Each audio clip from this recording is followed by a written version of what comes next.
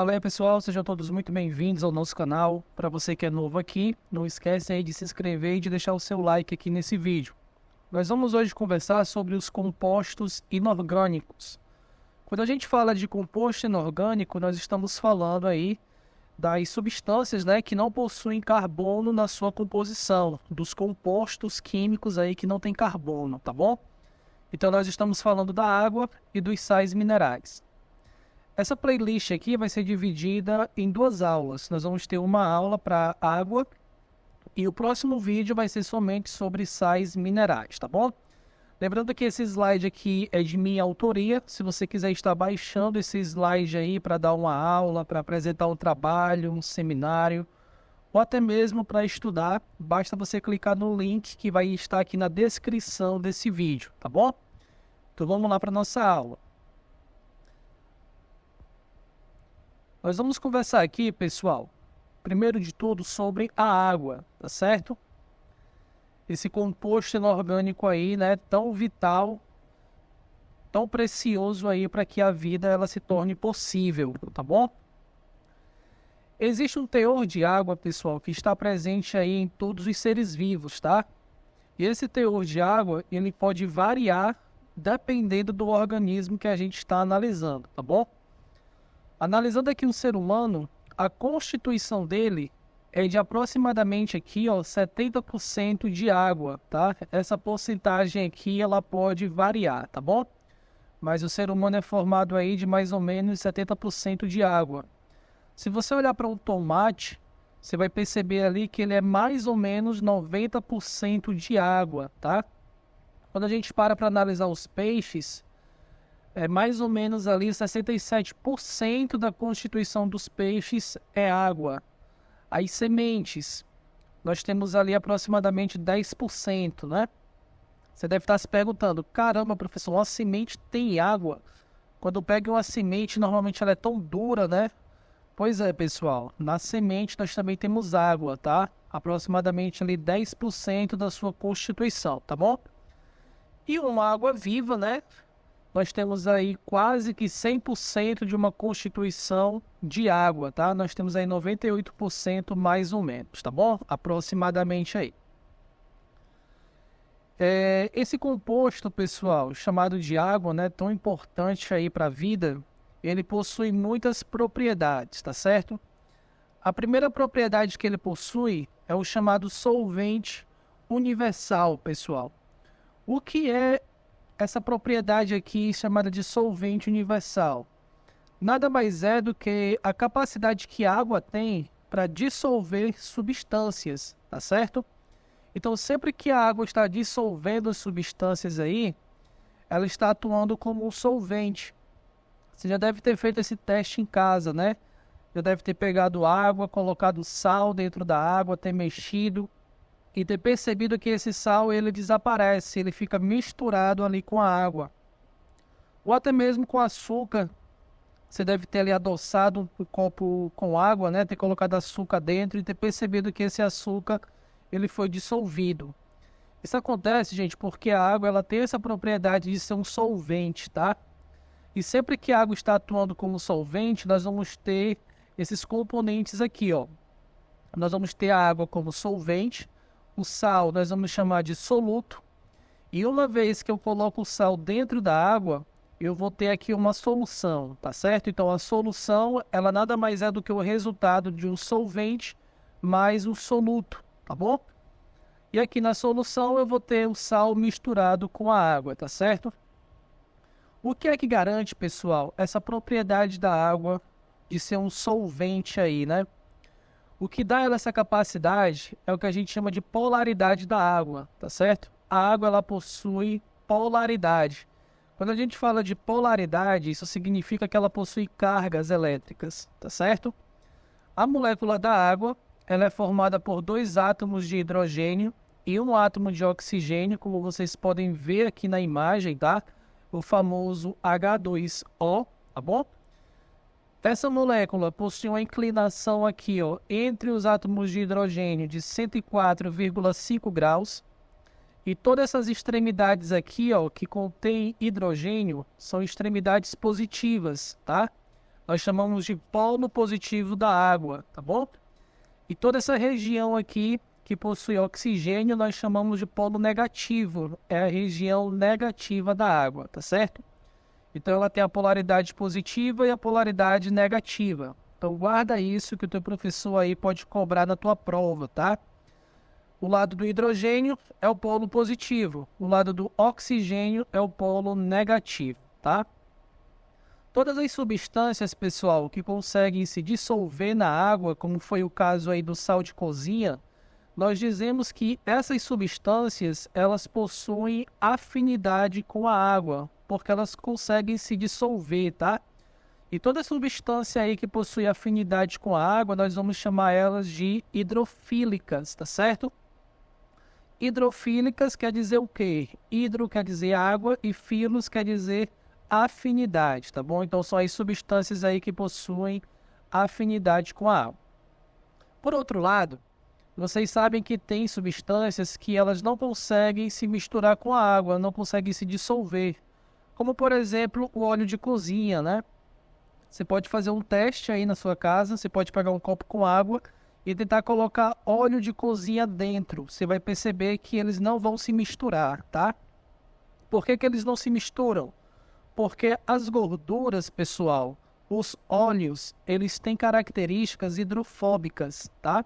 Hidro quer dizer água e phobos quer dizer medo ou rejeição. Então, eles não têm afinidade com a água, tá? Eles têm medo e rejeição da água, tá certo?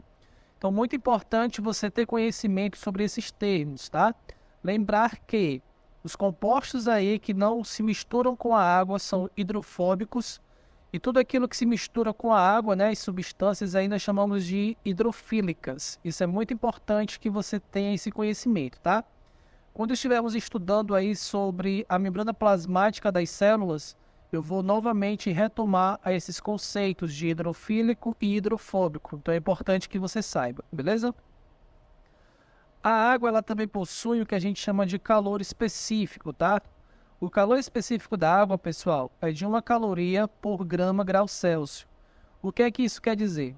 Isso quer dizer que é necessária a energia de 1 caloria para que a gente tenha uma variação de 1 grau Celsius em 1 grama de água, tá? E por que que esse calor específico ele é tão importante? Essa é uma propriedade da água, gente, que ela garante que a água ela consiga ceder calor e absorver calor sem sofrer grandes variações. Então imagina aí que você está num dia muito quente, né, fazendo 40 graus, 42 graus Celsius, e a tua temperatura interna ela está em 37 graus Celsius, 36,5. Você vai perceber que independente do calor externo, a tua temperatura interna ela não varia, tá? Lembra que eu falei lá no início da aula que nós somos mais ou menos 70% constituídos por água? Pois é. Essa temperatura, ela não pode variar, tá certo? Se ela variar muito, nós podemos aí ter um falecimento do organismo, tá certo? Nós podemos ter aí degradações de proteínas, né? O falecimento celular. Então, isso não é interessante. Então, pelo fato da água ter o calor específico, né? Isso permite com que ela ceda calor, absorva calor, sem prejudicar o funcionamento do organismo, tá? Sem a sua própria variação, né? Sem a sua própria temperatura, sofrer grandes variações, tá bom? Então, propriedade muito importante aí da água, o calor específico, tá? A água também possui o que a gente chama de calor de vaporização, pessoal, que é a quantidade de calor que tem que ser absorvida para que ela passe do estado líquido para o estado gasoso, tá? E essa energia é de 540 calorias, tá? Para que a água ela sofra essa transformação, né?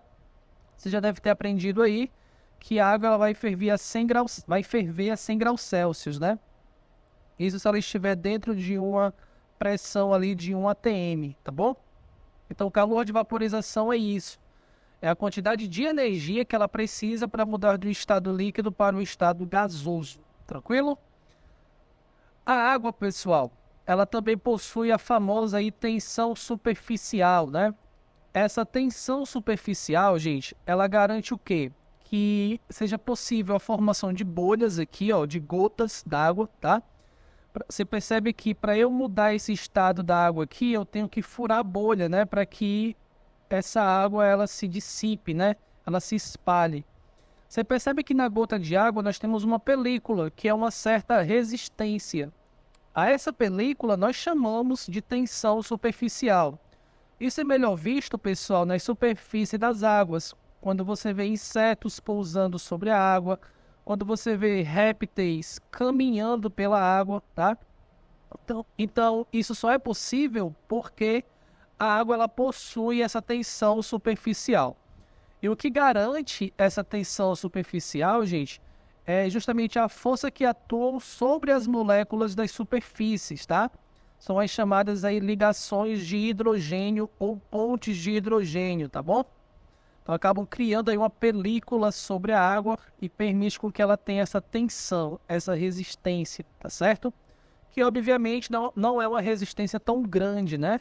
A tal ponto de sustentar uma pessoa, fazendo com que ela caminhe pela água. Mas pequenos insetos aqui, ó, que não tem um peso muito grande, né?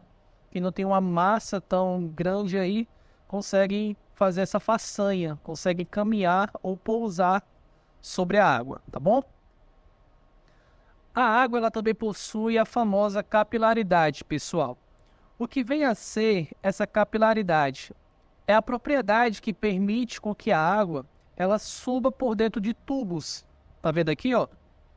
Se você fizer esse experimento aqui, você vai comprovar a capilaridade ali na prática, tá?